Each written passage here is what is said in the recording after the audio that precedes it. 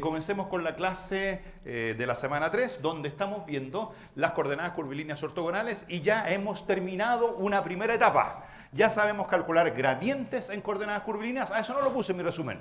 Sabemos de hecho lo voy a poner aquí en mi resumen, cómo se calculaba el gradiente de una función, ¿cierto? Una función phi que depende de x, y, z, pero cuando esa función phi la escribíamos como una función phi tilde, en términos de omega 1, omega 2, omega 3. Entonces, ese gradiente era de phi tilde a de omega 1 por omega 1 gorro. Me faltó algo. Claro, ahí estaba, ¿cierto? El partido por H1, ¿cierto? Más de phi tilde a de omega 2, según omega 2 gorro, partido por H2, is de phi tilde a de omega 3 por omega 3 gorro, partido por H3. Ya, en el caso particular en que la función phi tilde era la función que era donde todas estas derivadas valían 0, salvo una de ellas que valía 1, que es cuando la función phi tilde es la función omega i de ahí arriba, entonces queda esta derivada igual a 1 y queda simplemente omega gorro partido por h, es decir, cada vez que hay un omega gorro partido por h es un gradiente, y dado que eso es un gradiente, teníamos un teorema. Cuénteme. ¿El cálculo del gradiente para la transformación tiene notación inicial? No tanto, simplemente escríbelo como sumatoria de phi tilde a de omega i multiplicado por omega i gorro partido por hi desde i igual 1 hasta 3. Simplemente es una suma para no escribir los tres. Bueno, pero ahí contra la suma, como la sumatoria a veces nos complican, muchas veces lo escribimos en forma expandida. De hecho, arriba escribí el de la divergencia de forma expandida. Ya, entonces, como esa expresión es un gradiente, ahí venía el viejo truco. Porque el objetivo no era solamente conocer el gradiente, conocer gradiente, divergencia, rotacional y después combinarlos para el laplaciano. Entonces, el gradiente, ya, es relativamente fácil. ¿Cómo se calcula la divergencia del rotacional? Eso era más complicado. Pero, como esta expresión resultó ser un gradiente, entonces inmediatamente teorema, su rotacional vale 0.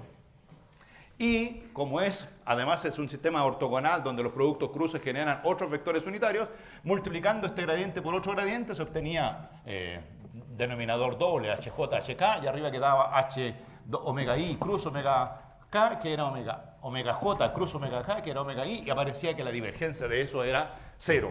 Con eso, en la clase pasada, alcanzamos a calcular la divergencia de un campo vectorial cualquiera cuando ese campo vectorial está escrito como una suma en términos de la base de los vectores del sistema de coordenadas curvilíneas. Y los coeficientes son campos escalares que ya están escritos en términos de las coordenadas curvilíneas omega i. En ese caso lo que hay que hacer es derivar con respecto a omega i, pero en forma astuta. La divergencia es la sumatoria, donde derivo con respecto a omega 1, derivo con respecto a omega 2, derivo con respecto a omega 3. ¿Y qué se deriva? ¿Se acuerdan en cartesianas? En cartesianas se derivaba simplemente la primera componente del campo, la segunda componente del campo y la tercera componente del campo, sumatoria. Bueno, lo que pasa es que en cartesiana todos estos factorcitos H2, H3 valían 1. En coordenadas curvilíneas, cuando esas cosas no sean 1, hay que calcular también la suma, derivada con respecto a omega 1, derivada con respecto a omega 2, con respecto a omega 3, pero hay que derivar F1 multiplicado por los otros factores de escala, H2, H3. Hay que derivar F2 multiplicado por los otros factores de escala, H3, H1. Hay que derivar F3 multiplicado por los otros factores de escala, H1, H2. Ahí tienen su fórmula. Y además aparecía un factor extra que era el producto de los tres factores de escala. H grande es simplemente una notación para poner H1, H2, H3. Les propongo que calculemos inmediatamente, para terminar esta parte horrorosa, calculemos el rotacional y después veamos cómo funcionan esas fórmulas en polares, cómo funcionan esas fórmulas en esféricas, para que tengan casos concretos de calcular divergencias y rotacionales de cosas. Entonces, ¿cómo se hace el rotacional? Entonces, aparte, el rotacional. ¿Cómo se calcula el rotacional del campo F? Bueno, usando esa formulita. El rotacional del campo F es el rotacional de una sumatoria. ¿Qué es sumatoria? La sumatoria que está ahí arriba, donde están los FI multiplicados por omega i gorros. FI, que dependen de omega 1, omega 2, omega 3, claro, multiplicado por omega i gorro. Ahí está. ¿Y cómo se hace ese rotacional? Bueno, hay que usar la idea de que el rotacional de la suma es la suma de los rotacionales y después el rotacional de un producto. El rotacional de un producto. ¿Cuál era la fórmula de rotacional de un producto? Pongamos aquí rotacional de phi veces f. Un producto de un campo escalar por un campo vectorial era Mírenlo, primera, segunda clase, debe ser, ¿cuánto? Gradiente de phi, seguro que está el gradiente de phi. Producto cruz F, ¿eso era? No, el rotacional, no confundan con la divergencia.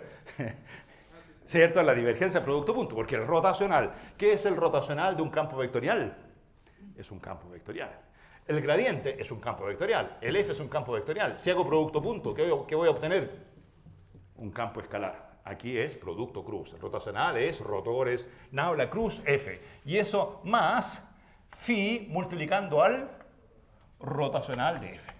Entonces, la idea es usar esa fórmula aquí, donde hay un campo escalar y un campo vectorial, pero no así, porque si lo hago así va a tener dos términos y no tengo idea cuánto valga el rotacional de ese phi, de esa función omega. Entonces hay que poner una función omega gorro que sea simpática usando el teorema viejo, el famoso, entonces Nikita ni pone. ¿Qué función es simpática que tiene un buen rotacional? Arriba, teorema, tercera línea de la pizarra 1. ¿Quién tiene rotacional 0? ¿Qué es mejor rotacional que rotacional 0, cierto? Entonces, omega i gorro partido por hi. ¿Qué es lo que uno hace antes de aplicar esa formulita? Divide por hi y multiplica por hi. Y ahora sí, el rotacional de la suma es la suma desde i igual 1 hasta n. Aquí queda rotacional de un producto. Calculo el gradiente de hi fi. Ya no le voy a poner todas sus variables para que se vea como que es más sencillo. Eso, producto cruz. El vector omega i gorro partido por hi, y eso más el campo hi fi multiplicado por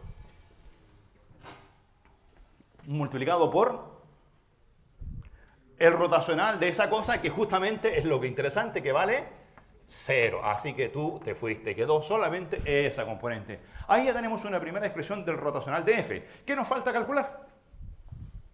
Dos cosas. Nos falta calcular el gradiente y nos falta calcular el producto cruz. Entonces, como todo esto en principio está en términos de la base, el hi digamos que está en función de omega 1, omega 2, omega 3, el F está en función de omega 1, omega 2, omega 3, entonces para calcular este gradiente usamos la fórmula de gradientes de funciones en términos de omega 1, omega 2, omega 3, o sea, una sumatoria donde están las derivadas parciales de esto, ¿cómo era? Las derivadas parciales con respecto a omega 1, omega 2, omega 3, cada derivada parcial hay que dividirla por el h correspondiente y multiplicarla por el vector unitario correspondiente. ¿Les parece?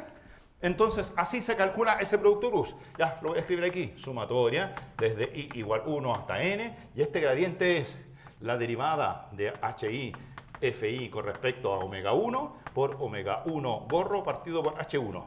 Más derivada de hi fi derivado con respecto a omega 2 según omega 2 gorro sobre h2.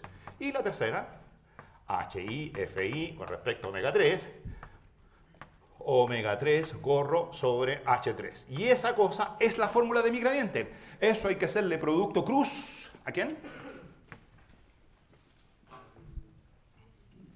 Producto cruz. Omega i gorro partido por h. Ahora, en realidad aquí lo puse así, lo puse derivada con respecto a omega 1, a omega 2 y omega 3, pero en realidad para hacer el producto cruz, ¿qué era lo conveniente? Dado que i es un índice, por ejemplo, si i igual 2, convenía escribir, bueno, imagínense por un ratito que i vale 2, solamente para imaginarse. Si i fuese 2, ¿qué harían con esta suma? Yo diría que escribiría esa sumando primero. Diría que ahí están las derivadas con respecto a omega i por omega i gorro partido por hi. Después este sumando lo escribía en segundo lugar y diría que este es el sumando para i más 1, que en ese caso diría que es el sumando, ¿se acuerdan que i más 1 cómo lo denotábamos siempre? J. Y después este lo escribiría final, diría que ese es para j más 1, que lo denotábamos antiguamente como k. Entonces conviene escribirlo como primer sumando con i, segundo sumando con j y tercer sumando con k. Ya, escribámoslo así. Escribámoslo así, lo voy a escribir de nuevo. No lo escriban de nuevo ustedes, si quieren ustedes, bórrenle aquí. En lugar de 1, pónganle. De hecho se me quedó muy parecido a ahí. Esto era 1, eso era un 1 y eso era un 1. Pero en lugar de 1, ¿qué conviene poner? H, I. En lugar de 2, ¿qué conviene poner? J. Y en lugar de 3, ¿qué conviene poner? K. Ya, entonces voy a hacer eso. Voy a escribir aquí sumatoria desde i igual 1 hasta n. Entonces hay que escribir tres términos. Y de hecho me dio flojera. Hay uno que no quiero escribir. Tengo que escribir el término para i, para j y para k. Y después hacer producto cruz. Entonces, hay uno que no es necesario escribir porque el producto cruz va a ser 0. Cuando quede quién cruz quién. Cuando quede omega i cruz omega i. Entonces, en realidad, de la suma que debería tener 3 sumandos, pues solamente voy a escribir 2. ¿Cuáles voy a escribir? Díctenme. El que sigue es la derivada de HI, FI con respecto a... Aquí. Omega, ¿cuánto? J. Multiplicado por ¿cuánto? Omega J. Gorro partido por HJ. Más, ¿quién viene después? La derivada de HI a FI. Ojo, la letra I no me la cambien, ¿cierto? Esa letra I sigue quedando. Y ahora la derivada con respecto a omega a I, a J. Y después viene la derivada con respecto a omega K multiplicado por omega K, gorro partido por HK. Y todo eso, producto cruz, omega I partido por HI. ¿Se dan cuenta que hay uno que no escribimos? ¿Por qué no lo escribimos ese que falta? Porque en el producto cruz esa cosa va a dar 0, así que no es necesario escribirla. Y ahora hagan los productos cruces. Ya, sumatoria. Ejercicio de productos cruces, de 1 hasta 3. De 1 hasta 3. Primer producto cruz va a quedar, miren, HI, HJ. Voy a escribir al tiro los denominadores. 1 partido por HI, HJ. HI, HJ. Va a quedar la derivada de HI, FI con respecto a omega. Primer producto, denominador, HI, HJ, ¿lo vieron? Ya, derivada de HI, FI con respecto a omega J. Y eso multiplicado por omega J cruz omega I. Acuérdense que esta cosa es cíclica. Después de la I viene la J, y después de la J viene la K. Omega I cruz omega J es omega K. Omega J cruz omega K es omega I. Omega K cruz omega I es omega J. ¿Y aquí qué producto cruz estamos haciendo? Omega J cruz omega I. Eso vale menos omega K. Menos omega K. Menos omega K. Ya, ese es menos omega K gorro. Regla de cómo se hacen los productos cruces en este sistema de coordenadas. Más, el que le sigue, ya, es cosa de copiar. Los denominadores. ¿Cuáles son los denominadores? Díctemelo ahí, miren, ¿cuáles son? HI, HK. 1 partido por HI, HK. HI, HK. De hecho no me gusta tanto el HI, HK. Me hubiese gustado más el HK, HI, ¿cierto? Como que eso va en orden más simpático. Ya, bueno, es conmutativo, así que lo pueden escribir como quieran, no lo voy a borrar.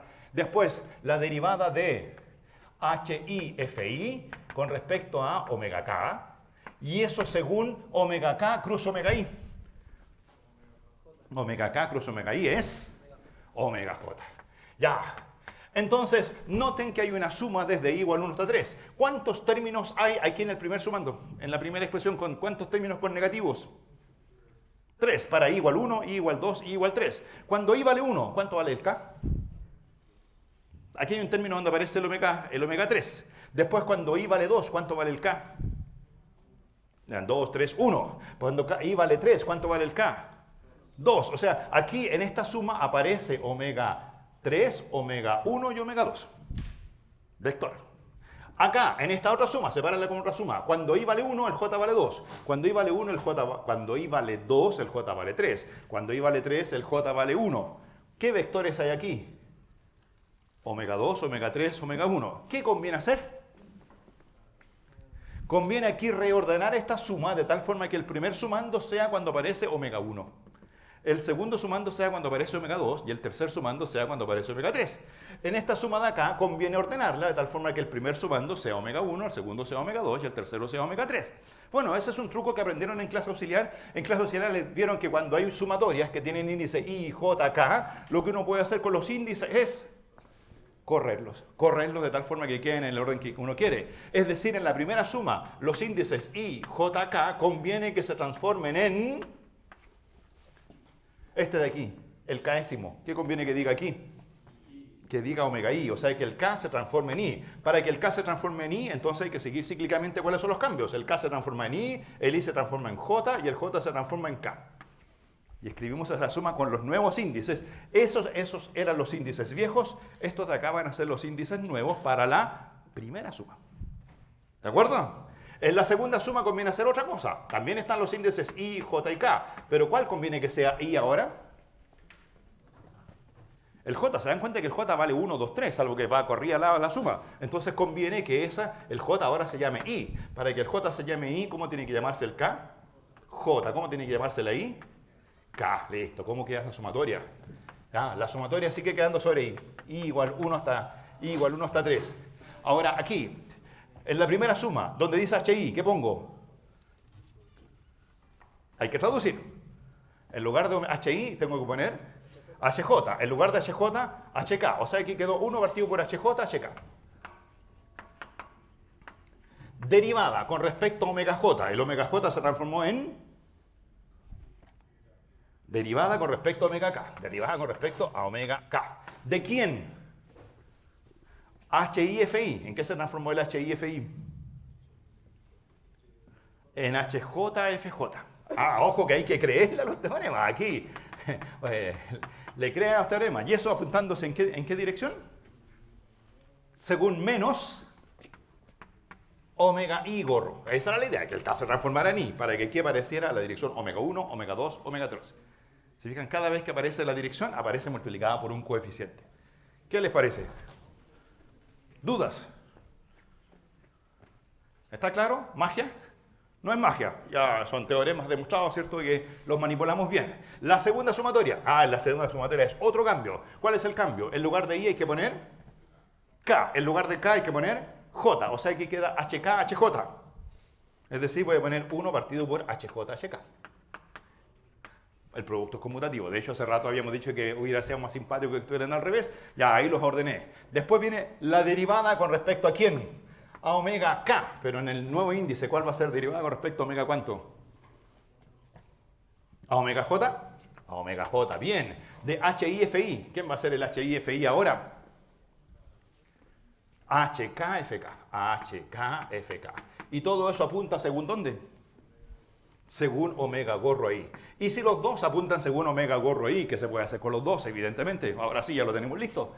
Eso hay que... no voy a borrar esa porque para las aplicaciones conviene tenerlas bajo la manga.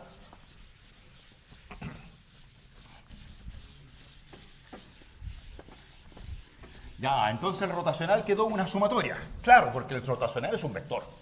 Una sumatoria donde aparece el omega 1, el omega 2 y el omega 3. ¿Los ven? Ya, entonces, ¿cuál es la sumatoria? Igual, sumatoria, desde I igual 1 hasta 3, donde aparece omega I gorro factor D. ¿Qué les parece? Ya, ¿quién sale fuera? Omega I gorro factor de quién. ¿Hay una factorización? ¿El HJHK es el mismo? Así que el HJHK lo puedo poner acá afuera. Omega I partido por HJHK. Veces. Ya, vamos. ¿Cuál es el que tiene signo más? La derivada con respecto a qué índice. I, J o K, la que tiene más. De los dos sumandos, hay uno que tiene más y uno que tiene menos. ¿Lo ven? ¿Cuál es la derivada que tiene un signo más? De la derivada con respecto a... No, diste muy bien. La que tiene más. La derivada con respecto a omega J. Aquí. Esta tiene más. Aquí hay un signo más del producto cruz. Acá hay un signo menos. Entonces, ¿cuál tiene más? Esta de aquí. Las dos tienen HJHK, pero aquí está primero la derivada con respecto a J, que la voy a anotar simplemente de J, ¿les parece? Le voy a poner de J porque así teníamos fórmulas para el rotacional. ¿Se acuerdan ustedes que para calcular la componente I del rotacional, cómo lo hacíamos? ¿Se habían aprendido eso? ¿Cómo se calculaba la componente I del rotacional? Era derivada J del FK menos derivada K del FJ. A lo mejor nunca se aprendieron la fórmula. No, me la quiero aprender nunca, jamás en la vida. Ya, yo se las pongo en alguna parte por aquí.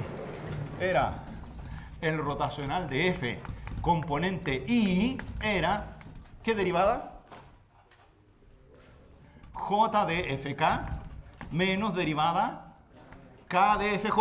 Eso eran cartesianas. Que de hecho es un caso particular del que vamos a ver aquí cuando todos los H's valen... Cuando todos los H valen 1, en cartesianas no hay H, todos los H factores de escala valen 1. Ya, ¿se fijan que aquí empieza a parecerse? ¿Por qué pienso que es la componente I del rotacional? ¿Por qué estoy hablando de la componente I del rotacional? Porque es el rotacional en la dirección omega I. ¿Lo ven? Es el rotacional en la dirección omega I. El rotacional tiene una componente según omega 1, según omega 2 y según omega 3. Ya, entonces aquí está la componente según omega I. Y aparece la derivada J de... Ayúdenme, allá. Lo voy a escribir ya, HKFK. Menos, le puse el menos al tiro porque el otro tenía signo negativo. El 1 partido por HJ lo tengo fuera y aparece ¿qué derivada? ¿Derivada de qué orden? Derivada késima. ¿De cuánto? Se fijan que al saberse las fórmulas viejas, las nuevas empiezan a salir en forma un poquito más fluidas, ¿o no? O sea, no hay que pensarlo tanto. En cada instante uno lo empieza a pensar, se le tranca la máquina. Pero si ya tiene todo esto aceitadito y el IJK lo tiene dando vuelta de hace bastante rato, la expresión va a ser más rápida. Ya, va a ser de K, ¿de cuánto? HJFJ. Eso era HJFJ. ¿Qué les parece? ¿Se ve como no tan terrible o sí? ¿Cuáles son las cosas nuevas? Que en lugar de que aparezcan los F solitos, aparecen los F multiplicados por los correspondientes H's. ¿Cierto? Y además, afuera hay un factor que es HJHK. Este de aquí es un poquito más horrible, pero este de aquí se puede arreglar porque lo que uno puede hacer es hacer un Nikita ni pone, multiplicar y dividir por HI. Y si uno multiplica y divide por HI, el producto HI, HJ, HK es el mismo de arriba de la divergencia. Es el H1, H2, H3. Así que uno puede decir, para que sea fácil de recordar, está el factor 1 partido por H, sumatoria desde I igual 1 hasta 3 de la componente yésima tiene un H, el HI. El vector, verdadero vector en el cual se calcula el producto rotacional es en la dirección HI omega I. Y cada componente vale simplemente la derivada. ¿Son capaces? ¿La pueden escribir de memoria? Sin mirar la pizarra, son la derivada J de HKFK menos la derivada K de HJFJ. Ya, ahí tienen su expresión completa del rotacional de un campo vectorial F. Listo, se determinó el capítulo. No se terminó, hagamos un par de ejercicios, aplicaciones. Veamos cómo se escriben esas fórmulas horribles. Yo les voy a escribir solamente gradiente, divergencia y rotacional. Y ustedes combinan para obtener el laplaciano, que era la divergencia del gradiente. ¿Se acuerdan? Ya, vamos, coordenadas polares. No, hay cilíndricas. Todo esto es en R3. ¿Por qué estamos en R3 y no en R2? Buena pregunta. Porque hay productos cruces. ¿Se fijan? Los productos cruces como que nos obligan a trabajar en R3. Ahora, si usted estuviese trabajando en R2, puede pensar que la tercera componente vale K unitario, en polares, por ejemplo. Ya, ¿cuáles son las cilíndricas? Ejemplo, cilíndricas. Tienen que ayudarme. Yo traje la fórmula, sí, traje aquí, pero solo para verificar. En alguna parte por ahí están. Entonces, hagámosla, cilíndrica. ¿Cuáles son las coordenadas en cilíndricas? Las coordenadas son ρ, teta y zeta, ¿cierto? ¿Cierto? En forma ordenada. Primero era ρ, después... ¿Por qué en ese orden y no en otro? Para que el producto cruz del omega j con el ρ unitario con el teta unitario diera k unitario. Ya, ¿cuánto valen los h's? Escribamos los tres h's. ¿Cuánto valía el h ρ? 1. ¿Cuánto valía el h teta? ρ. ¿Cuánto valía el h zeta? 1. ¿Cuánto vale entonces el h grande, que es el producto de los tres h's? 1 por ρ por 1, ρ. Listo. ¿Cómo se calcula el gradiente de un campo escalar phi en coordenadas polares? Primero, se calcula la derivada de phi tilde con respecto a ρ, se calcula la derivada de phi tilde con respecto a teta, se calcula la derivada de phi tilde con respecto a zeta. ¿Por qué le puse tilde? Porque son las expresiones del campo escalar en términos de la base de las coordenadas ρ, teta y zeta, ¿cierto? Ya, no en cartesianas. Si fueran cartesianas, en cartesianas sería dA de x, dA de y, dA de z, punto. Pero como estamos en coordenadas polares, deriva con respecto a ρ. Ya, la derivada con respecto a ρ la multiplico por ρ gorro y la dividimos por el h ρ, que vale 1. Así que quedó así tal cual. La derivada con respecto a teta la multiplico por teta unitario y la dividimos por el h teta, que vale ρ. Y la derivada que con respecto a z la ponemos según k unitario y dividimos por el hz, que vale 1. Se terminó. Ahí está el gradiente en coordenadas cilíndricas de un campo escalar escrito en términos de ρ, teta y z. ¿Cuánto vale la divergencia? La divergencia de un campo vectorial F. Ya, fórmula. 1 partido por h grande. ¿Cuánto vale h grande? Rho. 1 partido por Rho. Paréntesis, hay que hacer una sumatoria, hay que derivar. Hay que derivar con respecto a Rho. La derivada con respecto a Rho. ¿De quién? Bueno, se supone que el campo vectorial F que me están dando es un F Rho según Rho unitario, es un F teta según teta unitario y es un F z según K unitario, ¿cierto? Ese es el campo que me están dando. Tengo las tres componentes en coordenadas cilíndricas. Entonces, ¿a quién derivo? Bueno, ahí está la fórmula. Hay que derivar a la correspondiente F, es decir, a F Rho, pero la F Rho hay que multiplicarla por H teta, HZ. H teta, HZ son estos de aquí, no el H Rho. La F Rho se multiplica por H teta, HZ. Y resulta que el H teta, HZ valen Rho por 1, o sea, Rho.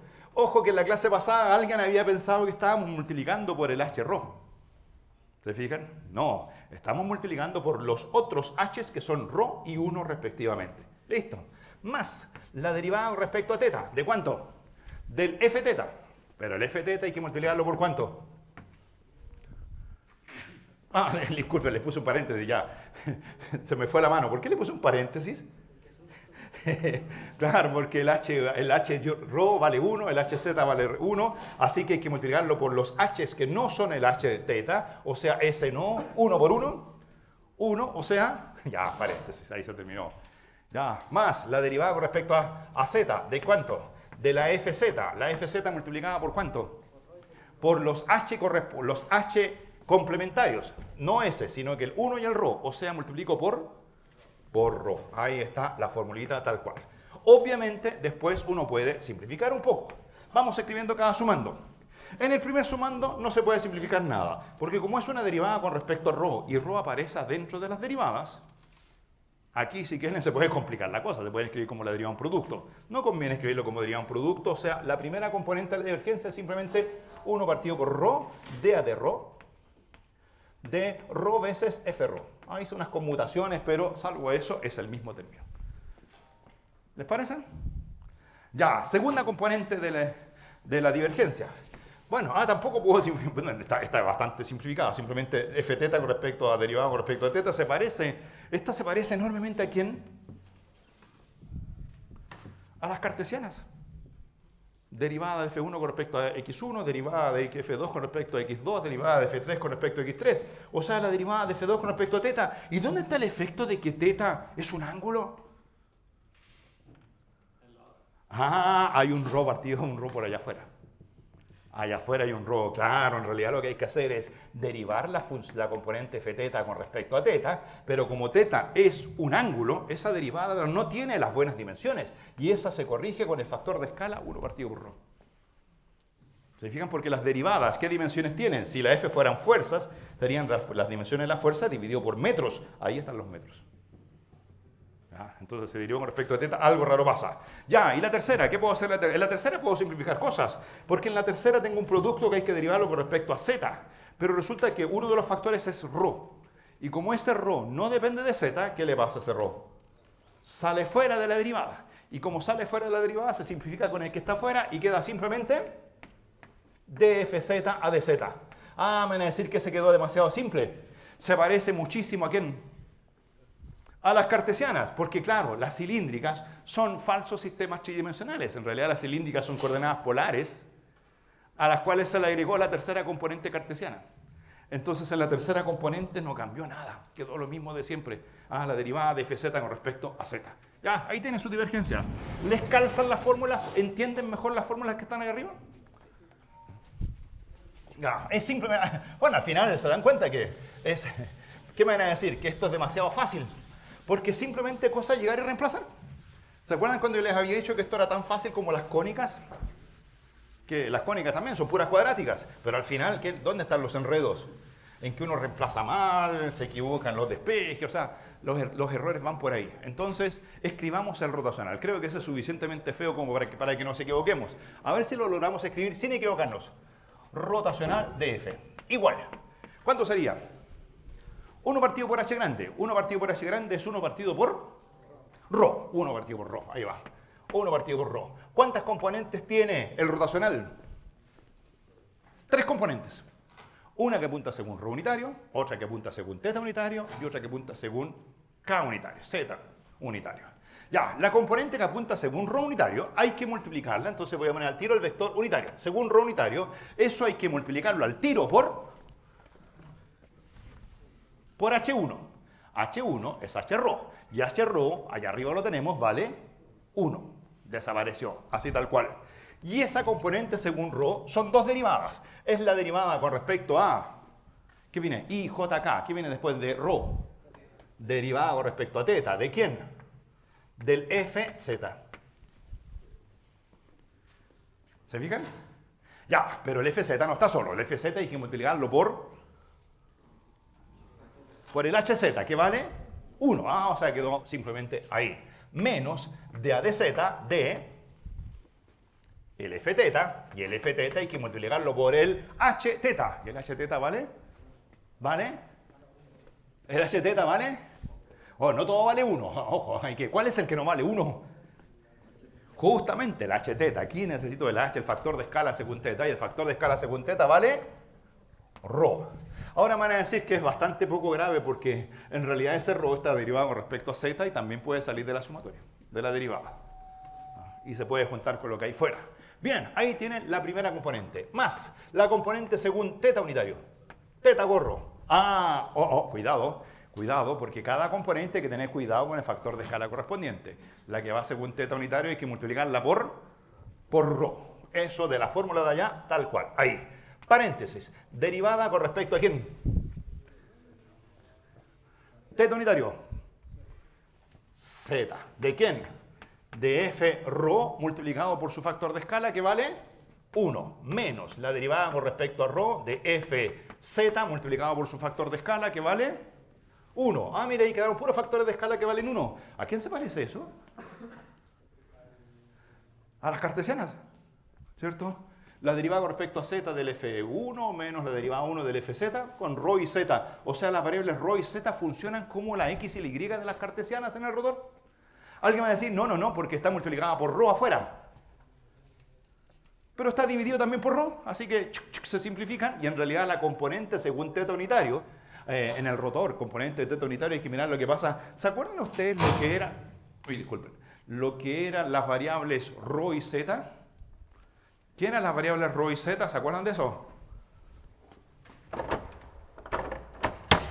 Bueno, esa no, ahí está. ¿Se acuerdan de esto? Ρ y z, ¿qué eran? Mover la puerta y vivir en la puerta. Esto era ρ y z. El vector perpendicular a la puerta es el θ unitario. Y cuando uno calcula el rotor en esa dirección, hay que mirar las variables ρ y θ y simplemente derivar igual que en cartesianas. De z, de f ρ, menos de ρ, de fz. Ahí están como las cartesianas. El ángulo no influye para nada. Ya, y la última componente, más K unitario. ¿Por cuánto multiplico el K unitario? El K unitario, ¿por cuánto lo multiplico? Por el Hz, y el Hz vale 1. Ya terminó, paréntesis. Derivadas, entonces ahora la z, derivada de quién? Ρ, ¿de quién? Del Fθ, multiplicado por el Hθ. Y el Hθ vale ρ. Y de hecho, esta componente es importante, porque ese ρ con ese ρ hay una derivada, aquí hay una derivada de un producto, aquí va a quedar una cosa un poquito más complicadita. Bueno, menos la derivada θ de f ρ multiplicado por el Hρ. ¿Y el Hρ vale? El Hρ valía 1. Ahí está, se terminó. Con eso, cierro paréntesis, ahí está el rotacional. ¿Lo quieren expandir? Bueno, si quieren expandirlo, esto se puede hacer, no es tan complicado. Miren, según ρ unitario, la componente es 1 partido por ρ de fz a de θ. ¿Tiene sentido que diga 1 partido por ρ ahí? ¿Tiene sentido que diga de fz a de θ y eso dividido por ρ? ¿Por qué razón? Porque θ tiene dimensiones de ángulo y las derivadas deberían ser diferencias de funciones partido por metros. ¿Y dónde están los metros en la derivada? En el ρ que está afuera. El factor de escala está de alguna forma arreglando las dimensiones. Después, menos 1 partido por ρ. Pero aquí es de A de Z. Entonces, como es de A de Z, ese ρ sale fuera. Y si ese ρ sale fuera, Se simplifica con el rho de afuera y queda simplemente menos la derivada con respecto a z del f teta. Ahí está. ¿Tiene sentido que diga f teta, la derivada de f teta con respecto a z? ¿O me falta una dimensión? ¿En qué se mide z? En metros. ¿En qué se mide el f teta? En lo mismo que se mide el fz. Porque f teta y fz son las distintas componentes de mi campo vectorial f. Ahí está el fz, el f teta y el f rho. Están multiplicados por unitarios, que no tienen dimensión.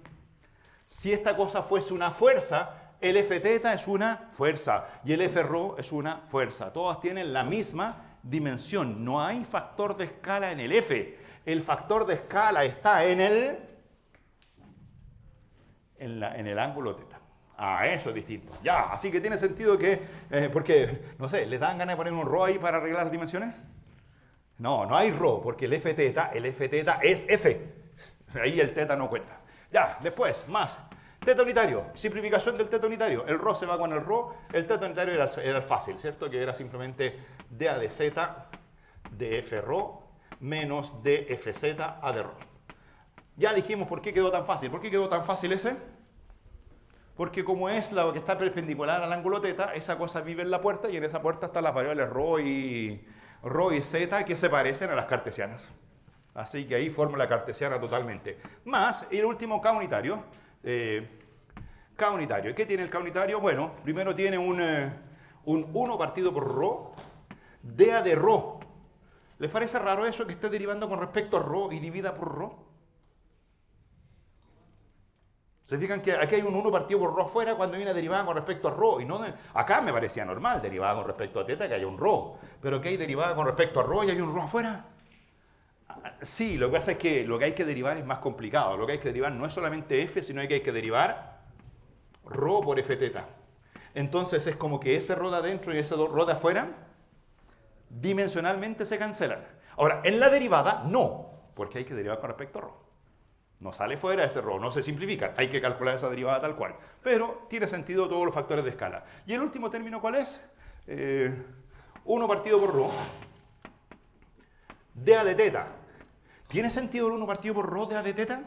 Sí, ¿por qué? Porque está arreglando ¿qué cosa el rho de afuera? Las dimensiones de la derivada. ¿Y a quién vamos a derivar? Al f rho simplemente. Ahí está, que es una fuerza. Ahí tienen su rotacional en coordenadas cilíndricas. ¿Se atreven a escribir ustedes lo correspondiente en esféricas? Les voy a hacer aquí solamente el trocito final. Esféricas. Esférica. Si les da miedo, se los hago. Pero si se atreven, lo hacen ustedes. ¿Cuáles son las variables en esféricas? R, teta phi o phi teta. Para que quedara la regla de la mano derecha concordante, tenía que ser primero phi y después teta. Ya, ¿y cuáles son los factores de escala? Lo hicimos en la clase pasada, vea el video anterior. Sí, phi es el de arriba. El teta es el mismo teta de arriba. Ya. Conservamos la misma notación de las coordenadas polares, entendiendo que cuando estoy en cartesianas, el R seno de phi, el R seno de teta es el viejo rho. Porque había un dibujito donde estaba la puerta y dibujábamos ahí nuestro ángulo phi. Entonces, esa cosa R seno de phi era el viejo rho. Y las ecuaciones eran muy parecidas. Pero había que dar vuelta a las variables para que todo calzara bien. ¿Y los h? ¿Cuánto valían los h? ¿Los tienen? El HR valía 1. El h phi, R. Y el h teta, R seno de phi. ¿Cuánto vale el h grande? Que es el producto de todos los h's. R cuadrado seno de phi. Ya, con eso creo que pueden escribir las ecuaciones. De hecho, por ejemplo, miren, solamente así como para que parezca similar. Vayan dictándome, ¿cómo sería la divergencia en esféricas? Sería 1 partido por el producto. ¿Qué pondrían aquí en lugar de rho? R cuadrado seno de phi. Porque, de hecho, no es que haya que cambiar el rho, hay que usar esa formulita de arriba. ¿Cuánto vale el h? El h vale 1 partido por R cuadrado seno de phi. ¿Qué daría? La derivada con respecto a rho. La derivada con respecto a R, primera variable, del FR multiplicado por el producto de los otros dos H's. O sea que el FR quedaría multiplicado por R cuadrado seno de phi. Después habría que derivar con respecto a phi. ¿Quién? El F phi, pero el F phi multiplicado por el producto de los H's correspondientes. El F phi multiplicado por R seno de phi. Y después habría que derivar con respecto a teta, última variable, la F teta y la F teta multiplicado por los otros H's, o sea, multiplicado por R. Ya, es cosa de escribirlo, ahí lo tienen. ¿Dónde es más complicado? En el rotor, pero bueno, salvo que hay que hacerlo con cuidado, lo pueden hacer, ¿cierto? Bien, suficiente, terminamos con los sistemas de coordenadas curvilíneas. Alguien dirá, ¿y otro sistema de coordenadas curvilíneas? Bueno, hay que hacerse todos los cálculos, o sea, ¿cuánto vale el H1, el H2, el H3? La formulita que está aquí es esa. Ah, una última cosa, antes de borrar. Escrito en términos de determinante, esto se puede escribir también como determinante. 1 partido por H. ¿Qué determinante es ese? Es como el de las cartesianas. ¿Se acuerdan que las cartesianas era el determinante de, como era la componente 1, 2 y 3, aparecía el vector I, J y K? Aquí los vectores no son I, J, K, sino que los vectores son... ¿Cuáles son los vectores en los cuales estamos calculando el producto, el rotacional? ¿En qué direcciones? H1, omega 1 gorro es la primera dirección, la segunda dirección es H2, omega 2 gorro, y la tercera dirección es H3, omega 3 gorro. Ya, y después, ¿qué hay que hacer? En cada dirección derivar cruzadamente. Entonces, derivar como corresponda, en la primera, la segunda por la tercera. Bueno, las derivadas son simplemente aquí la derivada dA de omega 1, aquí dA de omega 2 y dA de omega 3. En la fórmula del determinante, donde van a aparecer estas rotaciones, que cuando calculen la componente 1 va a ser dA de omega 2 de algo menos dA de omega 3 de algo. ¿Se fijan? La fórmula de allá arriba. ¿Y a quién hay que derivar? A los F viejos, pero cada F viejo ahora multiplicado por el H. Entonces el F1 va multiplicado por H1, el F2 va multiplicado por H2 y el F3 va multiplicado por H3. Ya, si quieren, a lo mejor esa fórmula es más fácil de recordar. La que quieran. Ahora, les recuerdo que la fórmula de abajo es fácil de recordar, pero es fácil también equivocarse. En cambio, si la otra no es ordenado, va contando 1, 2, 3, 1, 2, 3 y tiene... Por último, hagan su mapita. Pongan rho, teta, phi, rho, teta, zeta, rho, phi, teta o r, phi, teta, para ver cuál es el orden, quién viene después de quién, y con eso usan la fórmula de arriba. ¿Había una duda detrás? Cuéntame. ¿Perdón? La primera. Sí, ahí. Sí, aquí me equivoqué, ¿cierto? Cada H con cada F correspondiente, ¿cierto? El HK, FK, etc. Ya, ¿adelante era lo mismo? Sí, era lo mismo. Bien, perfecto. Eso significa que estamos bien puestos al día. Suficiente. Cambio de tema. ¿Qué eran estas cosas? Coordenadas curvilíneas. ¿Por qué eran coordenadas curvilíneas?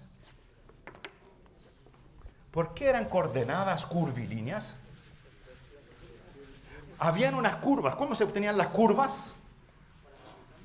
No, las curvas en las coordenadas curvilíneas se obtenían dejando dos variables fijas y moviendo la tercera.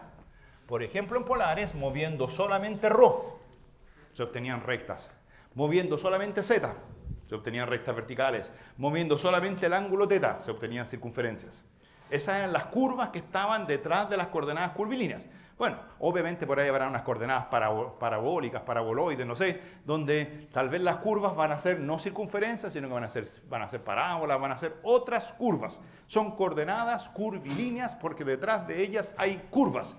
Y para entender las coordenadas curvilíneas, primero tuvimos que entender las curvas, pero lo que tuvimos que entender de las curvas era muy sencillo. ¿Qué era lo que había que entender de las curvas? Había que entender simplemente que las curvas, ¿qué cosa eran? Eran conjuntos que se podían parametrizar por una función que dependía solo de una variable, r de t. Había que saber que esas funciones podían ser de clase C1, y ahí uno hablaba de las famosas curvas, ¿se acuerdan? Suaves, que no era suficiente para hacer todo el cálculo. Después uno decía había que imponer que la derivada no fuese nunca cero, y ahí aparecían las famosas curvas regulares, que de hecho tenían un dato extra, que era que además la función derivada tenía que ser no solo continua, sino que tenía que ser Ahí estaba la palabra rara, ¿se acuerdan eso de uniformemente continua? Que de hecho ahora lo vamos a usar. Ya, entonces, ahora tema nuevo es integrales curvilíneas. Integrales curvilíneas. Integrales curvilíneas. Ya, ¿apareció la misma palabra o no? ¿Qué palabra se repite el plato? La palabra curvilínea, porque allá eran coordenadas curvilíneas y acá son integrales curvilíneas. Entonces son integrales a lo largo de curvas. Entonces, antes de definir integrales curvilíneas, vamos a restringir nuestro cálculo a ciertas curvas. Las integrales curvilíneas no se pueden calcular para cualquier curva, porque si usted lo hace para cualquier curva, la integral queda como contradictoria. Pueden calcular la integral y les puede dar 5, y si la calculan de otra forma les puede dar 8, o les puede dar 20, o les puede dar, no sé. Las integrales son números que pueden dar distintas cosas si uno no tiene cuidado con la curva. Por ejemplo, una cosa sencilla es calcular el largo de una curva. ¿Ustedes saben cuánto vale el largo de una circunferencia, por ejemplo? ¿Cuánto vale el largo de una circunferencia de radio R? 2pi por r. Sin embargo, si uno hace el cálculo del largo de una circunferencia, es posible que su cálculo no dé 2pi por r, es posible que el cálculo dé 4pi por r. ¿Por qué razón? Porque cuando yo parametrizo mi circunferencia, es posible que esa variable r, en su recorrido, pase varias veces por la misma curva. Entonces, cuando yo digo voy a calcular el largo de la curva como una integral, la integral me puede dar 2pi por r, o la integral me puede dar 4pi por r, o bueno, depende de cómo recorra la parametrización a la curva. Entonces hay que tener cuidado. Y si la curva, no sé, hay otros casos más raros como esos.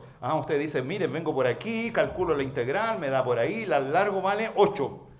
O a lo mejor si hago otra parametrización, vengo por aquí, doy vueltas, sigo ahí, mi parametrización da otra vuelta sin que yo me dé cuenta, y después llega al extremo final, y la integral me da 25. Entonces hay que tener cuidado con a qué curvas se le calculan integrales curvilíneas. Ahora, cuando uno restringe su cálculo, ahí la definición está bien hecha. Y después alguien me va a decir, bueno, ¿y cómo calculo, por ejemplo, el largo de esa? Bueno, fácil. Lo que pasa es que esa de ahí yo la veo como 2. Digo, primero calculo el largo de la que va de aquí hasta allá arriba. Y en esa no hay ningún lugar a duda de cuánto vale el largo, porque esa es una curva perfectamente bien definida. Llegué hasta ahí y después calculo el largo, la voy a dejar acá al lado, de esta otra que vas allá. Y simplemente digo que el largo total es la suma de los dos largos. Pero el concepto de integral se hace solo en un tramo de la curva que esté muy, muy bien definido. ¿De acuerdo? Entonces, antes de seguir, una pequeña definición.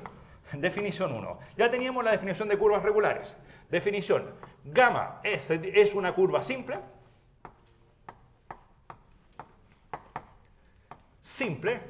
Si existe una parametrización, R, definida de un intervalo I, subconjunto de R a valores en gamma, acuérdense que el conjunto imagen de la parametrización tenía que ser toda la curva, si existe una parametrización tal que esa función R sea inyectiva. Inyectiva. ¿Qué garantiza la inyectividad? ¿Qué garantiza la inyectividad de una función? Que nunca se repite el mismo valor de la función. Entonces, inmediatamente, curvas como esas no son simples. ¿Se fijan? Porque cuando iba pasando por mi parametrización por ese punto, el valor de la imagen era ese punto. Y cuando el parámetro siguió aumentando y volvió a pasar una segunda vez por ahí, obtuve 2 veces la misma imagen para distintos valores del parámetro. Esa función no es inyectiva porque esa curva no es simple. Primera cosa, entonces, hay que restringirse a las curvas simples. Ya, entonces ahora vamos a poder, con eso hagamos la definición de la primera integral, definición de largo de una curva. Entonces vamos a definir el largo de una curva simple. ¿Por qué la vamos a hacer simple? ¿Entienden la idea? ¿Por qué tiene que ser simple? Para que mi integral no haga eso. O sea, cuando no es simple pueden pasar cosas raras. Si es simple, tal vez no van a pasar cosas tan raras. Pero además, para que todo esté bien definido, tiene que ser más que simple. Entonces, el largo de una curva simple y regular. La integral se hace siempre para curvas simples y regulares. Y la primera integral que hay que calcular es la que entrega el largo de la curva. ¿Ya? Entonces, simple y regular. Digamos, entonces, sea gamma una curva simple y regular. Y R, una función con dominio del intervalo A, B. Recuerden que las regulares tienen dominio o intervalo cerrado y acotado, B. A valores en gamma. Una parametrización.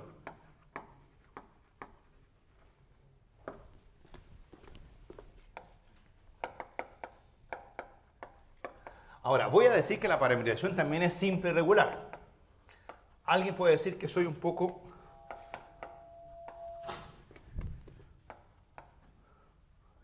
repetitivo, porque si la curva era simple y regular, ¿por qué digo que la parametrización es simple y regular? Es como tonto, ¿no? A primera vista. ¿Se imaginan lo que es una curva simple? Ahí tienen una curva simple. Pero aunque una curva sea simple, ustedes pueden inventar parametrizaciones que no sean simples. Uno puede inventar una parametrización de tal forma que cuando varíe en el parámetro t, se recorra la curva ahí, lleguen a ese punto, su parametrización se devuelva y después vuelve a ir hacia allá. De hecho, no sé, ¿les ha pasado eso que parten de la casa y se les olvida algo, el teléfono, por ejemplo, y vuelven a la casa? El camino entre la casa y la U es, digamos, una curva simple, pero uno la recorre pasando varias veces por el mismo punto. Entonces, lo que ocurre ahí es que la parametrización de esa curva simple no es simple. No es una parametrización inyectiva.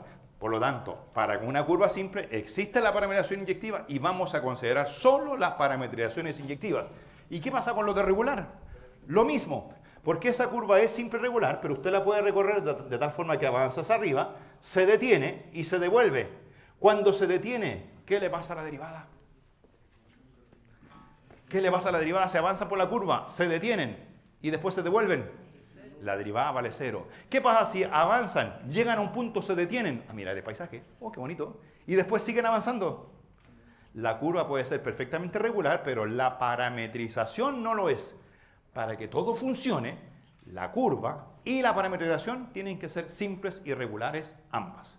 Ya, o sea, no es tan tonto decir que la curva es simple y regular y que la parametrización también es simple y regular. Ya, con eso vamos a definir la integral. Entonces, largo. Entonces, seguido, el largo de la curva se define por rectificación. Anoten esa frase mientras yo borro. El largo de la curva se define por rectificación. ¿Vieron rectificación en primer año? Tal vez no se acuerdan, pero sí lo vieron. Se los voy a escribir en la pizarra, así, evidente. Rectificación significa lo siguiente. Miren, voy a dibujar una curva. Una que parte aquí y llega allá. Una curva que de tal forma que este primer punto es R de A. Este último punto es R de B. Uy, disculpen el micrófono. Me alejo. Parte del punto R de A y termina en el punto de RB. Y como la parametrización es simple, parte de un punto y no se detiene hasta llegar al otro. En la medida que la variable t va aumentando, va pasando por distintos puntos de la curva. Entonces, para definir el largo de la curva, lo primero que uno hace es definir una partición. Una partición del dominio t. Una partición que tiene un primer punto t sub 0, t sub 1, hasta t sub n. ¿Recuerdan algo de integración? Particiones, en R. ¿Qué significa partición? Significa que el t sub 0 vale A. El t sub 0 es menor que el t sub 1, el t sub 1 es menor que el t sub 2, etc. Todos son uno menor que el otro y el t sub n vale B. Dibujen esos puntos en la curva. El R de t sub 0 es el R de A. Este R de A lo pueden llamar también R evaluado en el punto t sub 0. Después por acá estará el punto R de t sub 1. Después habrá un punto R de t sub 2, etc. hasta llegar al R de t sub n. Digamos que por aquí, este que va entre t sub 0 y t sub 1, si quieren, es el tramo 1. El que va entre T sub 1 y T sub 2 es el tramo 2. Entonces por aquí voy a poner el tramo iésimo. El iésimo que va entre R de T y R de T. ¿Cómo era eso? El iésimo, el iésimo. El tramo 1 va entre R de T0 y R de T1. El tramo 2 va entre R de T1 y R de T2. El tramo iésimo termina en R de TI. Uy, y comienza, esto de aquí no sé qué hacer, ¿eh? Y comienza en R de TI menos 1. Ah, si hablo más despacito a lo mejor no pasará. Igual, ya. ¿Qué significa definir el largo de la curva por rectificación? Significa que cada uno de estos tramos los voy a aproximar por un trazo recto. Un trazo recto, un trazo recto, un trazo recto, un trazo recto y un trazo recto. Y en lugar de calcular el largo de la curva, voy a calcular la suma de los trazos rectos. Y vamos a decir que el largo de la curva es el límite cuando la norma de la partición tiende a 0. O sea, voy a hacer particiones cada vez más y más finas y vamos a ir calculando siempre el largo de los tracitos rectos y el límite que se obtenga es lo que se llama largo de la curva, obtenido por rectificación. Hemos transformado la curva en trocitos de trazos rectos, pero trocitos que son infinitamente pequeños. La norma de la partición tiende a 0. ¿Qué vamos a hacer? Para cada partición vamos a hacer la suma desde i igual 1 hasta n y vamos a sumar el largo del iésimo tramo. ¿Cuánto mide el iésimo tramo? Aquí está el iésimo tramo. ¿Cuál es su largo? En R3 o en R2. ¿Cuánto vale el largo del iésimo tramo? Es la norma del vector que va del principio al final. Y ese vector que va desde el principio al final lo puedo calcular como la diferencia del punto final menos punto inicial. Entonces aquí tengo que poner la norma del vector R de TI menos R de TI menos 1. La norma 2, ¿cierto? La norma euclidiana. Entonces, ese largo va a ser pequeño, hago la suma de todos esos largos, obtenemos el largo del polígono. Y después decimos que el límite de ese largo del polígono, cuando la norma de la partición tiende a 0, genera el largo de la curva obtenido por rectificación. La pregunta es, ¿cuánto vale ese límite? Entonces, antes de calcular ese límite, límites parecidos de recuerdo. El famoso recuerdo que hay que tener. Recuerdo, de primer año. ¿Habían sumatorias parecidas en primer año? Límites, voy a escribir aquí, límite cuando la norma de la partición tendía a 0, de las sumatorias iban desde i igual 1 hasta n, y habían ciertas funciones continuas evaluadas en ciertos puntos xi sub i multiplicado por delta t sub i. ¿Les suena eso de alguna forma o no? Donde aparecían las funciones evaluadas en ciertos puntitos multiplicados por el largo del intervalo, límite cuando la norma de la partición tendía a 0. ¿Qué era eso? ¿Cómo se llamaban esas cosas? ¿Se acuerdan? ¿Qué decía la pauta de esos controles? Calcule la siguiente, ¿cómo se llamaba eso? Calcule la siguiente suma de Riemann. Eso se llamaba una suma de Riemann. Y esas sumas de Riemann eran siempre convergentes. Cuando la f era continua, ¿convergían a cuánto? A la integral en el intervalo que correspondiese. Aquí la partición está entre a y b. La integral era la integral en el intervalo AB, donde aparecía f de t dt. Esa era la típica integral, que era el límite de una suma de Riemann en primer año. ¿Les trae recuerdos esto o no? ¿Alguna vez les preguntaron algo del estilo? ¿Sí? ¿Hicieron uno? ¿O no? Nunca. Eran más complicadas las pruebas que esto, ¿no? ¿Pero estudiaron esto alguna vez? Sí. Y yo no esperaba que lo preguntaran y no lo preguntaban nunca, ¿eso era? Ya, pero ahora viene. Entonces, ¿eso de ahí se parece o no a esto de acá? Entonces, la pregunta es ¿cuánto vale este límite? Entonces, les voy a mostrar dos cálculos que se pelean en el mercado. Primer calculito. A ver si... No les voy a decir que lo siguiente es una prueba de inocencia. Pero hay mucha gente que cree que lo que voy a hacer ahora es correcto. Lo que voy a hacer ahora, les advierto, está malo.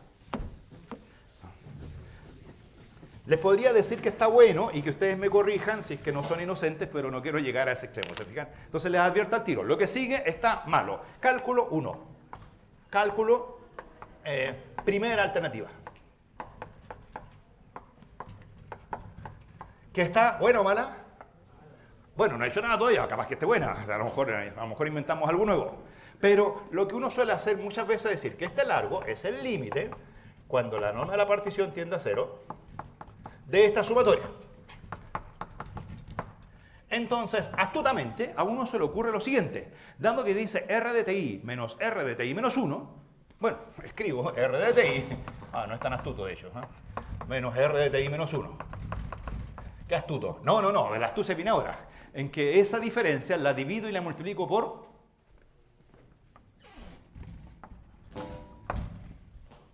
Como es R de TI menos R de TI menos 1, la divido por TI menos 1, ¿cierto? No sé si les dan ganas de hacer eso. Y multiplicar, obviamente, por lo mismo, que es lo que se llama delta TI. Y cuando está escrito así, se empieza a parecer ¿a quién? A una suma de Riemann. Pero lo que está ahí adentro de la sumatoria es una norma. Alguien dice, oye, ¿dónde está la función? Entonces aquí está la super astucia, que uno puede decir usando el teorema del valor medio. Entonces aquí viene el teorema del valor medio. ¿Qué dice el teorema del valor medio? Que la función al final menos la función al principio dividido por el punto final menos punto inicial, esto es exactamente igual a ¿cuánto? A la derivada de la función R' en algún punto intermedio xi sub i delta ti. Y dado que la función R' es una función continua, la norma es una función continua a valores en R. Así que toda esta cosa de aquí es como un f de xi. Y si aparece una sumatoria f de xi por delta t sub i, este límite todos sabemos cuánto vale. Este límite vale la integral entre a y b de la función f de t. Donde la función f de t, ¿cuál es? La función norma de R'. Dígame, norma. No se atreven porque está malo, eso quieren decir, ¿cierto? Norma de R' de t, dt. Ya. ¿Por qué está malo todo ese cálculo? ¿Por qué está malo? ¿Cuál de los tres iguales es el malo? ¿El primero? ¿El segundo? ¿El tercero? ¿Cuál es el malo? El primero es la definición. El primero es la definición de largo. Multiplicar y dividir, el ni quita ni pone, esa cuestión es un axioma casi, ¿no? No, el primero no está malo, el primero está bueno. El tercero, está entre el segundo y el tercero. Miremos el tercero, ¿cómo está el tercero? El tercero también está bueno porque es justamente sumas de Riemann. ¿Cuál es el malo? Tú lo pillaste, ¿no? El TBM no funciona a valores en R2 ni a valores en R3. El TBM solamente funciona a valores en R. ¿Dónde está el error de este cálculo? ¿En cuál igualdad? ¿La 1, la 2 o la 3? La 2. ¿Y por qué está en la 2? Porque no es cierto. De hecho, es un poco más sutil que lo que digo. En estricto rigor, la igualdad 2 es correcta. Pero lo que es incorrecto es mi razonamiento. Porque para demostrar la desigualdad 2, ¿qué razonamiento usé? TBM. Y TBM, no, esa cuestión es falsa. TBM, no es cierto que R de B menos R de A partido por B menos A sea igual a R' en alguna parte. Esa cuestión es falsa en R2. El ejemplo más claro es el ejemplo de la circunferencia. Voy a borrar eso. El ejemplo que siempre hay que recordar es la función R de phi, que es coseno de phi, seno de phi, donde R de 2pi, ¿cuánto vale R de 2pi? 1, 0, ¿cierto? Menos R de 0, ¿cuánto vale R de 0? R de 2pi es el 1, 0, R de 0 es el 1, 0. Esta resta vale 0. Y esa cosa es distinta de 2pi veces, 2pi es el B menos A, La derivada, ¿cuánto vale la derivada? La derivada del coseno, menos seno de phi. La derivada del seno, coseno de phi. ¿Existe algún punto en el cual esa derivada valga 0? Existen puntos donde el seno vale 0, pero cuando el seno vale 0, el coseno vale 1. Existen puntos donde el coseno vale 0, pero cuando el coseno vale 0, el seno vale 1. No existe ningún punto donde los dos valgan simultáneamente 0, porque de hecho la suma del cuadrado del primero más el cuadrado del segundo vale 1. ¿Se fijan? Ese vector nunca vale 0. Por lo tanto, nunca se cumple que R de B menos R de A partido por B menos A es igual a la derivada en alguna parte. El TBM es el malo. Ya, entonces aquí, cuidado el TBM. Ahora, la igualdad 3 la voy a dejar ahí, integral entre A y B de R' de T de T. La igualdad 3 es buena. Ahora, ese cálculo tiene ese problema. Ahora, hay muchos que han caído en esa trampa, incluso recuerdo a gente hiperadulta, pero se les olvida. Incluso habían apuntes antiguamente donde estaba el TBM en varias variables. No, esa cuestión es totalmente falsa. El TBM no funciona a valores en R2, ni en R3, ni en R4, ni en R nada de esas cosas. Cuénteme. Pero si en un principio usted definió que R era una parametrización simple y regular. Esa es totalmente simple y regular. Pero eso es como cíclica. Ah, bueno, no lo hagas entre 0 y 2pi, hazlo entre 0 y 2pi menos. 2pi menos epsilon.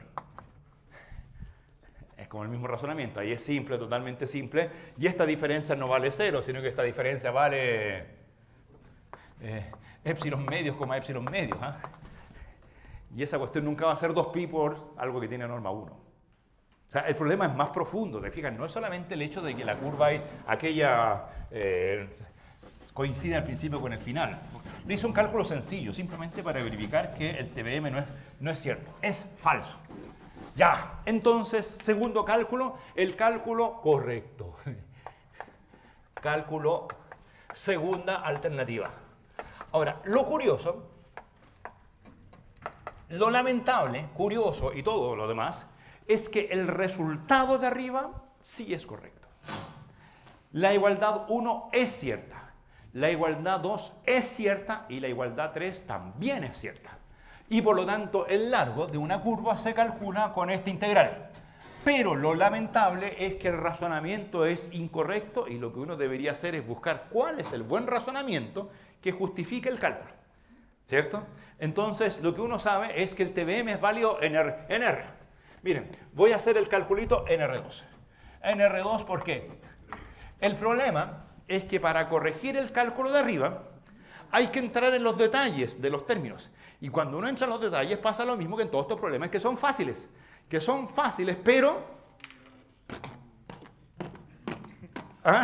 Pero empiezan a ser cada vez más inmanejables. Entonces lo voy a intentar hacer en R2 y les voy a hacer solo algunas partes del cálculo. Miren, ¿cuánto vale el L? El L es el límite cuando la norma de la partición tiende a 0 de esa sumatoria, desde I igual 1 hasta L, de la norma de R final menos R inicial. Ahora, esa norma, por favor, escribámosla en cartesianas. El R final es X de TI e Y de TI. Si fuese en R3, tendrían que poner un Z. El R de TI menos 1 es X de TI menos 1, Y de TI menos 1. Menos. Ese es el vector, delta R. ¿Cuánto vale su norma? No vale eso, pero ¿cuánto vale la norma? La norma es un vector en R2. Raíz cuadrada. ¿Se fijan que ya empezó horrible? ¿Por qué empezó horrible? Raíz cuadrada. ¿Raíz cuadrada de cuánto menos cuánto? X de t sub i menos x de t sub i menos 1 al cuadrado. Más y de t sub i menos y de t sub i menos 1 al cuadrado, raíz cuadrada. Ya, bueno, es horrible, pero no tanto. Y ahora TBM. Pero no TBM al vector R. TBM por componentes. Porque eso sí que es cierto. O sea, si alguien me pregunta, oye, ¿esta resta vale 0? No, nunca. Pero ¿la primera componente vale en algún instante 0? Sí. ¿La segunda componente vale en algún instante 0? Sí, porque el TBM a valores en R sí que es cierto. Entonces, lo que ocurre es que esta vale 0 para cierto phi y esta vale 0 para otro phi. No son el mismo phi. Ese es el gran problema. Entonces puedo decir, mira, aquí te aplico TBM. ¿Cuánto y qué dice el TBM ahí? Límite, norma de la partición tiende a 0, sumatoria. Ya. Aquí, ¿qué dice el TBM? ¿Cuánto vale x final menos x inicial? Vale x' al cuadrado en alguna parte multiplicado por delta ti al cuadrado. ¿Cierto? Ahí está el teorema valor medio para la función x. Ya. ¿Y qué dice el TBM en la otra función? Dice que eso vale y' al cuadrado en por delta t sub i al cuadrado. ¿Cuál es la diferencia entre las dos? La raíz cuadrada va siempre, ¿cierto? Ahí va. ¿Cuál es la diferencia? Que no es necesariamente la misma variable xi sub i. O sea, si la primera es un punto xi sub i que está entre t sub i menos 1 y t sub i, acá esta puede ser y' de otro punto. Entonces a ese otro punto le voy a poner eta sub i. No j, porque j sería otro intervalo, ¿cierto? Siempre está en el intervalito, pero un punto del intervalito y otro punto del intervalito que no tienen por qué ser el mismo. Ya, entonces, una vez que uno se enfrenta a ese problema, dice, ¿cuál es el gran problema? ¿Cuál es la gran dificultad? Eso dos. La de arriba, la igualdad 2 que estaba ahí arriba, ¿qué decía? Si ustedes tradujeran esto, ¿qué decía ahí? ¿Qué decía la norma de R'? ¿Cuál es la norma de R'? Es x' al cuadrado más y' al cuadrado, pero en el mismo punto. Este delta t sub i cuadrado obviamente lo puedo factorizar y obviamente ese delta t sub i cuadrado sale de la raíz cuadrada como delta t sub i. Pero el problema es que la variable xi sub i y la variable eta i no son necesariamente la misma. Ya, pero ahí viene el súper astuto, ¿cierto? ¿Qué hacen los astutos? Dicen que esta cosa es el límite cuando la norma de la partición tiende a 0 de la sumatoria desde i igual 1 hasta n. Ponen aquí raíz cuadrada, x' al cuadrado de xi sub i más y' al cuadrado de delta t sub i. Pero dejé ahí un espacio para algo. ¿Qué es el verdadero resultado? ¿Qué hay que poner aquí?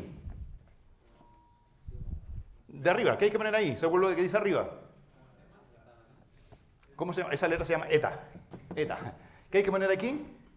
Eta sub i. Pero como somos astutos, no ponemos eta sub i, sino que ponemos... ¿Qué les parece? No, eso no se puede. ¿Están de acuerdo conmigo? Eso no se puede. ¿O sí? Ni quita ni pone. Más límite cuando delta p, cuando la partición tiende a 0 de la sumatoria desde i igual 1 hasta n de la raíz cuadrada de x' al cuadrado de xi sub i más y' al cuadrado de eta sub i menos la raíz cuadrada de x' de xi sub i más y' de, se me alcanza ahí, xi sub i al cuadrado y todo multiplicado por delta t sub i. ¿Se dan cuenta lo que hice o no? ¿Cuál fue el ni quita ni pone? La raíz completa. ¿Se fijan que metí la raíz completa así, pum, de una? Había una raíz y le metí otra raíz. ¿Por qué? Porque la otra raíz me lo inspiró arriba. Me dijeron, oye, pero esa es la buena raíz. Entonces, pregunta, ¿es cierta la igualdad o no? Sí, porque, bueno, allá no se alcanza a ver bien al borde de la pizarra, pero se imaginan lo que dice, ¿cierto? ¿Qué dice al borde de la pizarra? Esto mismo. ¿Cierto? Aquí está con signo más, y acá está eso mismo con signo menos. La misma raíz, el mismo x' de xi sub i al cuadrado, más el y' al cuadrado de xi sub i. Ya se lo pongo bien. Pongámoslo en la línea siguiente. Pongamos aquí menos la raíz cuadrada de x' al cuadrado de xi sub i, más y' al cuadrado de xi sub i, raíz cuadrada, y todo multiplicado por delta ti. ¿Lo ven ahora que decía exactamente lo mismo? Ahí está el ni quita ni pone. En estricto rigor, ¿cuánto vale la primera sumatoria más la última, solo la del signo menos? 0. ¿Y cuál sobrevive? La del medio, que es la que está en la línea de arriba. Ese es el verdadero cálculo. Ya, entonces, ¿cuál es el truco? Bueno, esta de aquí es la que estaba ahí arriba, ¿o no? Esa que está ahí con igualdad 2. Pero en realidad van a decir, oye, la igualdad 2 era falsa porque había que sumarle ¿cuánto? Eso. Pero resulta que este límite vale 0. Este límite vale 0. Ese es el problema, demostrar que ese límite vale 0. ¿Y por qué ese límite habrá de ser 0? Ya, miren, les voy a dar solo unas pistas. Ese último límite vale 0. Y por lo tanto la igualdad 2 de arriba es verdad o es falsa. ¿Qué es lo que hay que sumarle a la igualdad 2 para que sea cierta? Ese límite. Pero ese límite vale 0. ¿Qué hay que sumarle a la igualdad 2 para que sea cierta entonces? 0, o sea, la igualdad 2 es verdadera. Pero la demostración de allá arriba era mala. Aquí está la verdadera demostración. O sea, lo que hay que demostrar es que esta cosa de que haya un eta sub i y un psi sub i, en realidad genera un término nuevo, pero un término nuevo que dista muy poco del término viejo. Y eso que dista es tan chico que en realidad tiende en el límite a 0. ¿Cuáles son los trucos? ¿Cómo se demuestra que algo tiende a 0? Sí. Claro, lo que hay que hacer ahí lo mismo de siempre. O sea, para demostrar que algo tiende a 0, lo que hago es, lo agarro un módulo, lo empiezo a acotar como bestia, hasta encontrarle una cota superior que sea tan chica como yo quiera. Ahora, si no soy capaz de demostrar que la cota superior tiende a 0, lo que puedo hacer es decir que para todo epsilon, la cota superior es epsilon. Y si demuestro que eso es más chico que epsilon para todo epsilon, entonces esa cosa vale 0. ¿Les parece? Sí. Ya, entonces lo que hay que hacer es demostrar que eso es pequeño. Y miren, la super idea está aquí. Una idea de 15 minutos, de 10 minutos. Idea. Es que, ¿ven que hay una raíz menos otra raíz? ¿Hay una raíz menos otra raíz? Primera cosa que se hace cuando hay una raíz menos otra raíz. Eso lo saben. Racionalizar. Multiplican por la suma las raíces de arriba y abajo obtienen la primera raíz más la segunda raíz, y arriba obtienen la diferencia de los argumentos. Y miren los argumentos, ¿se parecen o no? ¿Quién se va? No sé, alguien se fue por la puerta, pero ven, cuando hago raíz menos raíz, la raíz menos raíz multiplico por la suma y arriba queda cuadrado menos cuadrado. Esto de adentro, ¿quién se va? El x' de x sub i con este se simplifican y queda simplemente y' al cuadrado de eta i menos y' al cuadrado de... No, eso les voy a escribir aquí. Y' al cuadrado de eta i menos y' al cuadrado de psi sub i. Bueno, y como todo esto hay que calcularlo en módulo, igual módulo. Ahí está, ya. Me da lo mismo en realidad que sea eta y psi. Lo importante es que hay que demostrar que eso es chico. Eso lo multiplican por delta t y hacen la sumatoria. Entonces, acto seguido, aquí hay mucha raíz. Pero hay una de ellas que es simpática. ¿Cuál es la simpática? ¿Cuál es la simpática de las dos? La que tiene puro psi.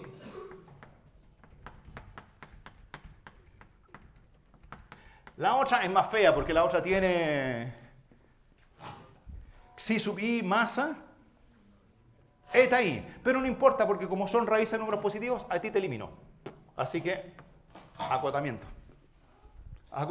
Queda arriba y' al cuadrado de eta i menos y', como ya les dije, hay que acotar a lo bestia. Entonces, esa fracción que tiene un denominador donde hay la suma de las dos raíces, esa fracción es más chica que la fracción donde en lugar de poner las dos raíces pongo solo una. ¿Es cierto eso, cierto? Sí, el denominador va a ser más chico y como es más chico, la fracción va a ser más grande. Y me quedo con la bonita, con esta. ¿Por qué me quedo con esa bonita? Porque esa bonita la puedo escribir de otra forma. Eso es una norma. ¿La norma de quién es eso? Derivada al cuadrado en el mismo punto raíz cuadrada. ¿Esa es la norma de quién? ¿No es la norma del R' de xi? ¿Esa norma? ¿Y qué me dice la teoría? Me dice que la función R' es una función continua. Y en realidad me dice que la función R' es una función uniformemente continua que nunca se anula. Y si es uniformemente continua que nunca se anula, su recíproco es una función continua en un cerrado. Y las funciones que son continuas en los cerrados, uniformemente continuas en el cerrado, son continuas en el cerrado, y lo que sabemos de las funciones continuas en un cerrado es que son acotadas. Y como lo que tenemos que hacer es acotar como bestia, entonces podemos decir que esa cosa es menor o igual que una cierta constante m. M es la cota del recíproco de la derivada. Se fijan, se usa la continuidad en todo su esplendor. M veces y' al cuadrado de eta i menos y' al cuadrado de xi sub i. Y ahí ya está más cerca de acotarse la sumatoria. Y después, por último, alguien va a decir, oye, pero estas de aquí son las componentes de la misma derivada. ¿Y qué me habían dicho? Que la derivada era continua. Bueno, las componentes son continuas, pero las componentes son más que continuas, son uniformemente continuas. Ahí estaba esa cosa complicada. ¿Se acuerdan que les dije que en regularidad se necesitaba que la derivada no solo fuese continua, sino que la derivada fuese por esto? Porque si la derivada fuese solo continua, hasta ahí nomás uno llega. Como es uniformemente continua, uno puede seguir. ¿Y qué puede decir? Bueno, la función i' al cuadrado también es uniformemente continua. ¿Y qué significa uniformemente continua? Significa que para todo epsilon positivo existe un delta positivo, que no depende de nada más, tal que para todo eta i y xi sub i, si la diferencia entre el eta i y el xi sub i es menor o igual que delta, entonces la diferencia entre los i' al cuadrado de eta i y el i' al cuadrado del xi sub i, ya, a ver si alguien se acuerda de continuidad uniforme. Si las variables distan menos que delta, las imágenes distan menos que lo que yo quiera. Y aquí lo que yo quiero es epsilon partido por m por b menos a. ¿Es posible? ¿Cierto? Dado epsilon, este número es un número positivo, epsilon partido por m es positivo, partido por b menos a es positivo, y esta cantidad, si los eta y los xi distan menos que delta, las imágenes distan menos que eso. Entonces, ¿cuál es el truco para que estos dos distan poco? Que la norma de la partición sea menor que delta. La norma de la partición era cuánto distaban el TI menos 1 del TI. Entonces, si ellos distan menos que delta, estos dos van a distar menos que delta. Y voy a tener esa cota y aquí puedo seguir acotando. ¿Y qué pasa con este acotamiento? Termínenlo ahí. ¿Cuánto? Usando eso, ¿qué queda como cota superior? ¿Ven por qué le puse epsilon partido por m? Para que con ese m se simplifiquen. ¿Y qué queda? Queda epsilon partido por b menos a, que es la cota de eso. ¿Y después qué hay que hacer con esa cosa? ¿Meterla dónde? Dentro de la sumatoria.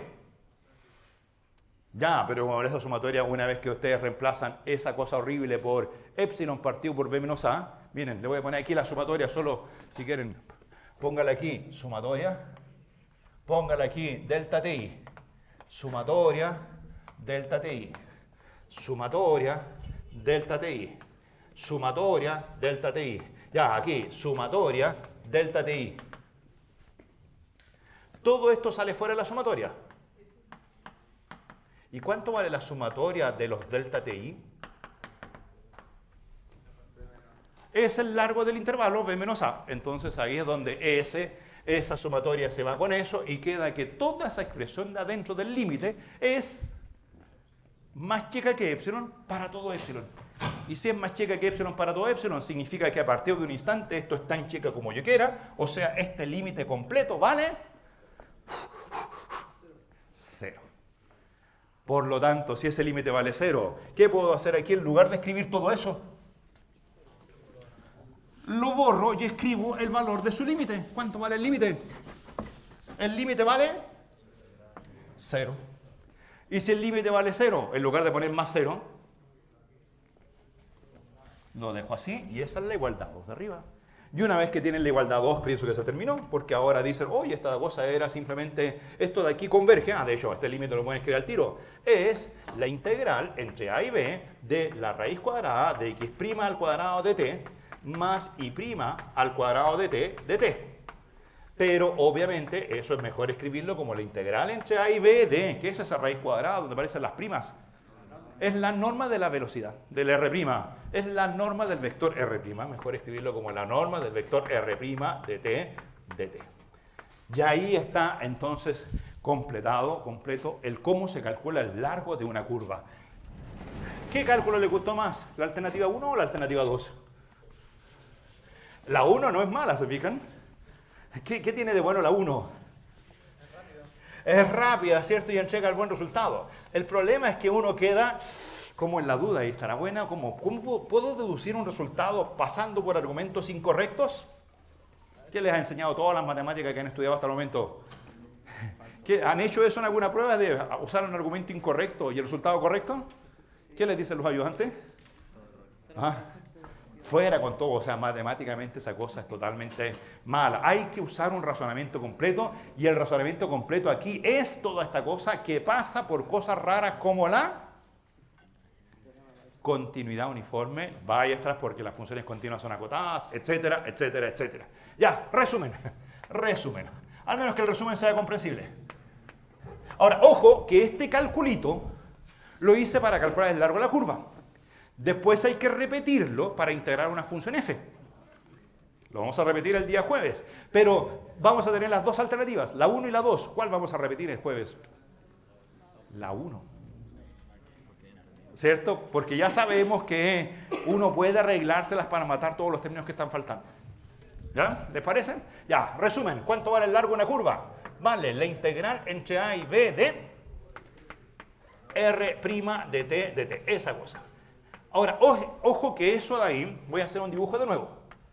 Era la curva que partía ¿dónde? Partía en r de a y terminaba en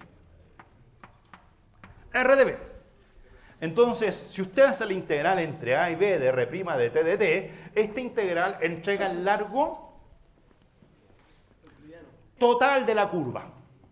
¿Ah? Esta de aquí es el largo total de la curva. Pongámoslo aquí, tú eres el largo total.